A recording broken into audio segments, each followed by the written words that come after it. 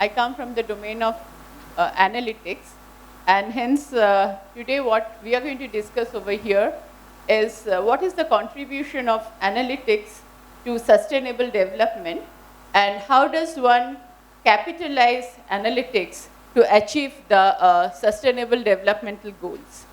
So to tell you in brief, when I'm talking about analytics, I'm actually talking only about big data, which is the most evolved and a very small section, but a very evolved section of analytics. Because all of us who started from the in the domain of analytics, we actually started with statistics, and then we moved to predictive analytics.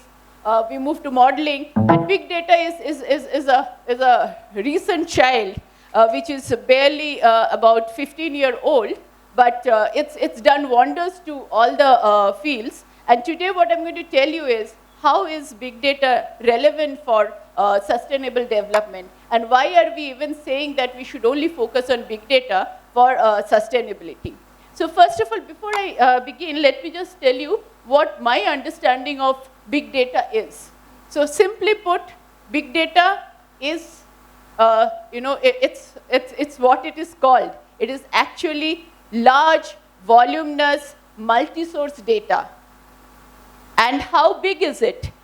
You can see, big data actually emerged in this world because of the increase in data generation and processing.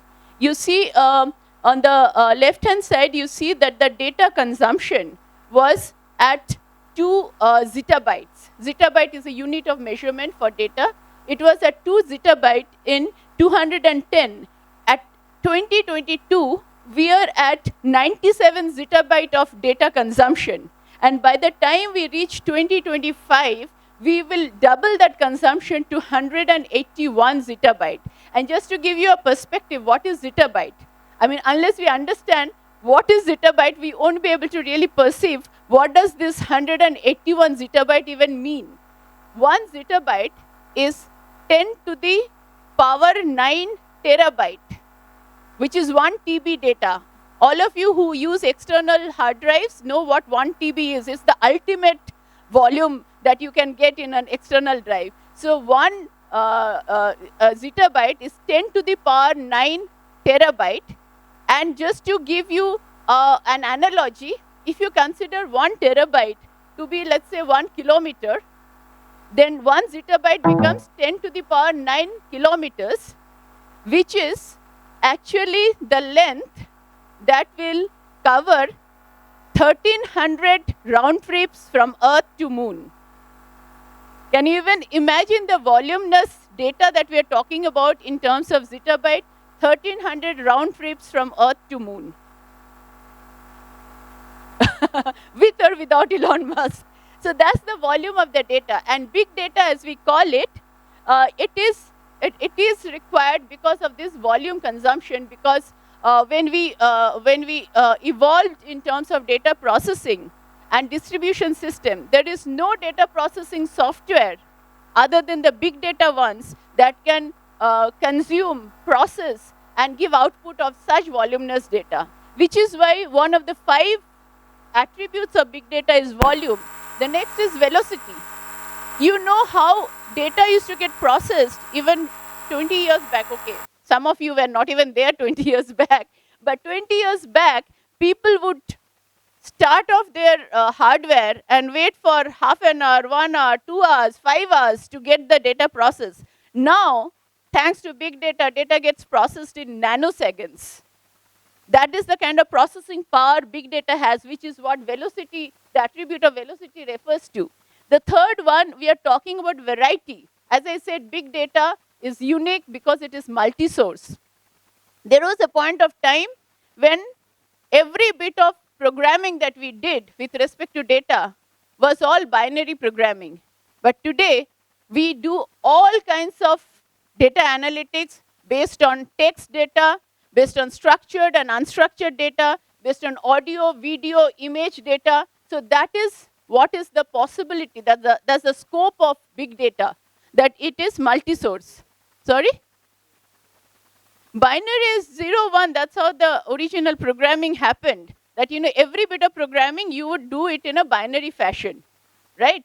All of us did this hexadecimal and binary programming when we learned how to do the basics of programming. But then now, if you know English, you can learn programming, even if you don't know what is binary programming or hexadecimal.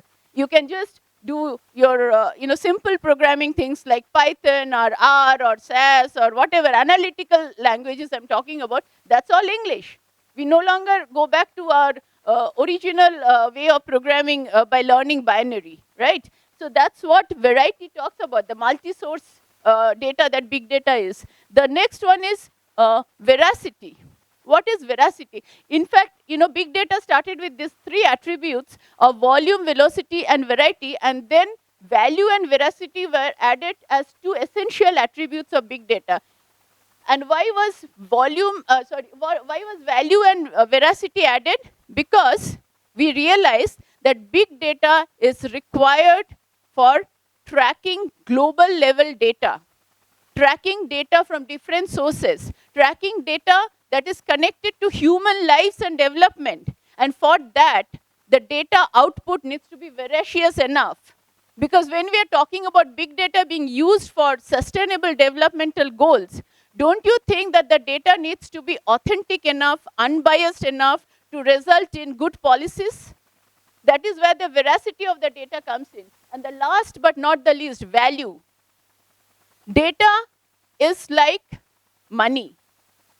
It's a piece of paper until and unless you exchange it with something that defines its value. Same thing with big data. It has value only when you analyze that big data and take insight and apply that insight into improvement, into development. That is where the value is one of the essential elements of big data. Without veracity and value, is just a whole lot of junk data of no use or relevance to human beings. So these are the 5 attributes of big data. And I'll tell you, the reason we use it for SDGs or for tracking and making the correctional improvements in the SDGs is because of these attributes. It is huge volume. Sustainable developmental goals are all about human data. And considering the population of the globe, considering that SDGs are spread across countries, across geolocations, it's at a global level, we need a particular data infrastructure that can work with such huge volume of data, which can take multiple sources of data. As I move on, you'll realize that how much unstructured is the data that is required to be analyzed to arrive at this SDGs. And then, of course, there is this essential disaggregation. Because when you're talking about SDGs, we are not only talking at an aggregate level. There is a necessary disaggregation, there is a necessary targeted focus that is required on certain specific clusters. Sometimes it's even each individual human being that you need to focus on to achieve certain goals. And for that, that necessary disaggregation and segmentation is required, which is the strength of big data. And of course, real-time monitoring. Changes are happening.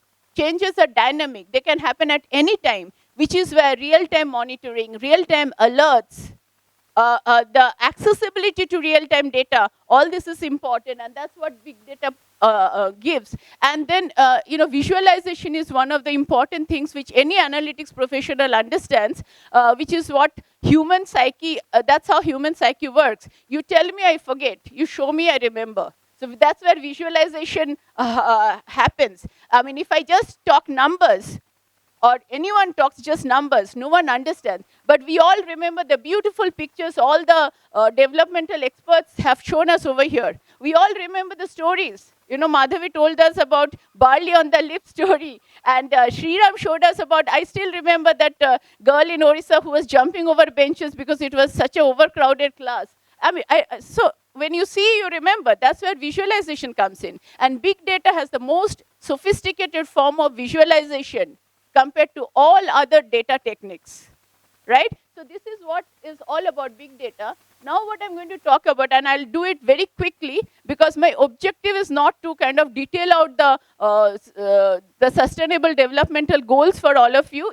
We've all heard enough and learned enough from all the developmental experts over here who have spoken about their real life experiences. I will just cover and tell you how data comes in, how analytics comes in fulfillment of this SDGs.